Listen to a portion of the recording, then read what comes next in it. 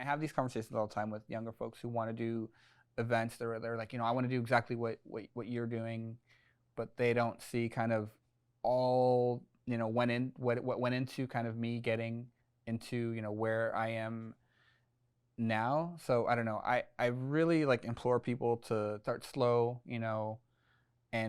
and build from there. If you put yourself in a position where you're trying to throw a party in a warehouse and you've never done an event before, it's a nightmare for me.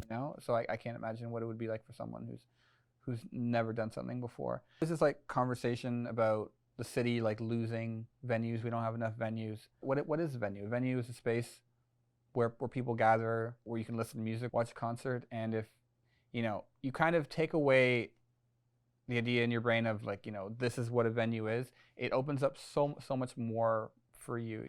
Break away from those kind of constraints that we've put in our brain that this is where art happens, and it can only happen in this way, and it needs to follow this kind of system. So generally, whatever idea you have in your brain, you can probably achieve some form of it. Start high, and you can whittle back from there. But you just, I don't know, go for it. I tell people go for it all the time.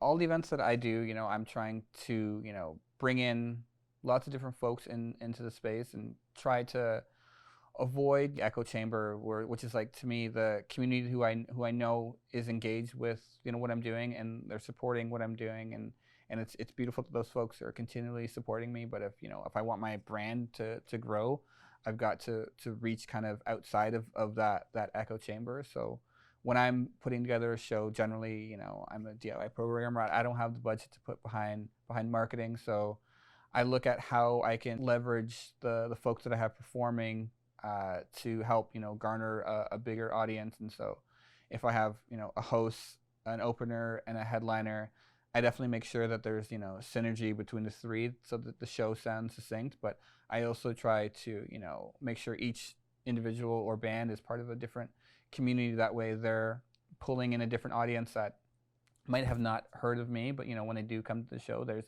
something that's there that is familiar, that there's like a tie for them, and I can turn those folks into being part of my community.